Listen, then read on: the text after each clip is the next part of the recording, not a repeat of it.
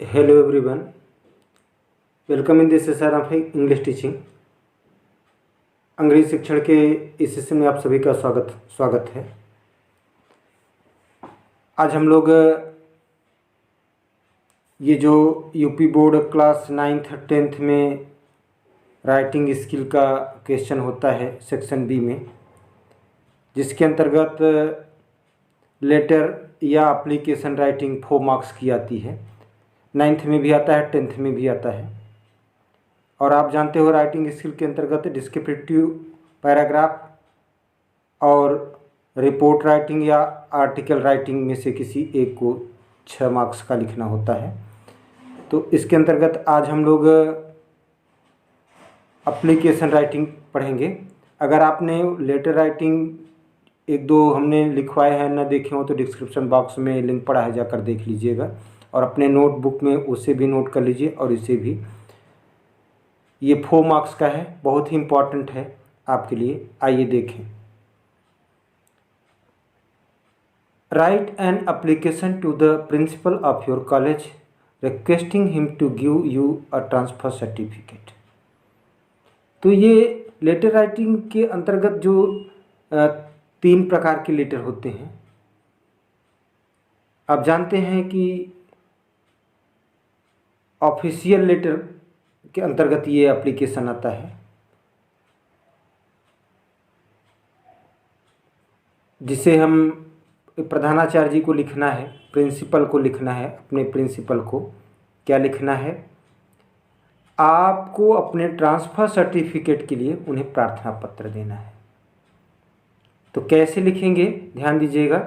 Two comma जरूर लगाइएगा, इसके लिखने पर ही मार्क्स मिलते हैं। ध्यान दीजिएगा, टू के बाद कॉमा लगाएंगे, टी कैपिटल में ही रखिएगा। द प्रिंसिपल, फिर कॉमा लगाएंगे, फिर अपने अपने विद्यालय का नाम, आप जिस भी विद्यालय में पढ़ते हो उस विद्यालय का नाम लिख देंगे। जैसे यहाँ माधव ज्ञान केंद्र कॉलेज लिखा है, नैनी प्रयागराज। और सब्जेक्ट के अंतर्गत जिस टॉपिक पर वो एप्लीकेशन आप लिख रहे हैं, जिस बिंदु पर लिख रहे हैं, जिस बात के लिए लिख रहे हैं, वो सब्जेक्ट होता है। तो एप्लीकेशन फॉर ट्रांसफ़र सर्टिफिकेट, स्थानांतरण प्रमाण पत्र के लिए हेतु प्रार्थना पत्र। कॉमा लगाइएगा, रेस्पेक्टफुली के बाद भी कॉमा लगाइएगा। आई बेग टू से, सविनय निवेदन है दैट कि I am a student of class 9th B, कि मैं कक्षा 9 ब का विद्यार्थी हूँ। My father is a doctor. तो आपके पिताजी जो भी हों, तो कोई ना कोई एम्प्लॉय दिखाइएगा। अब वो चाहे प्राइवेट हो चाहे गवर्नमेंट एम्प्लॉय हो, गवर्नमेंट ही दिखाना पड़ेगा, ये आवश्यक नहीं है। लेकिन अब ट्रांसफ़र चूँकि इसी केसेज में होते हैं, कुछ प्राइवेट फर्मों में भी होता है, तो आप दिखा सकते हैं।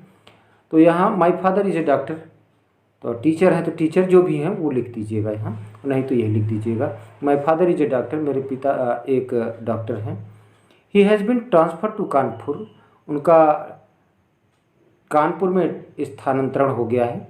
अगर रियल में लिखना है तो आप जहाँ जाना चाहते हो उसको लिख सकते हैं, कानपुर को चेंज करके दूसरा place. As I have to join a college there, क्योंकि मुझे वहाँ एक कॉलेज ज्वाइन करना है, तो I need a transfer certificate, तो मुझे एक स्थानांतरण प्रमाण पत्र की आवश्यकता है। सो आई रिक्वेस्ट यू, इसलिए मैं आपसे प्रार्थना करता हूँ, to issue me my transfer certificate, कि आप मुझे मेरा स्थानांतरण पत्र इशू करने की कृपा करें। I shall be highly oblige to you, मैं आपका बड़ा आभारी रहूँगा।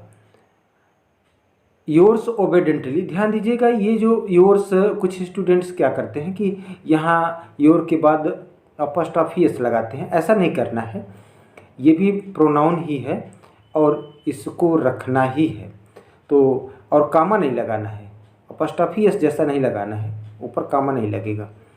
योर केवल नहीं लिखना है, और योर लिखने के बाद अपॉस्ट्रॉफी एस नहीं लगाना है। जैसे ये योर्स लिखा है वैसा ही लिखना है, योर्स ओबेडेंटली। ओबेडेंटली की स्पेलिंग अक्सर स्टूडेंट गलत किया करते हैं, तो इसको लर्न कर लीजिएगा।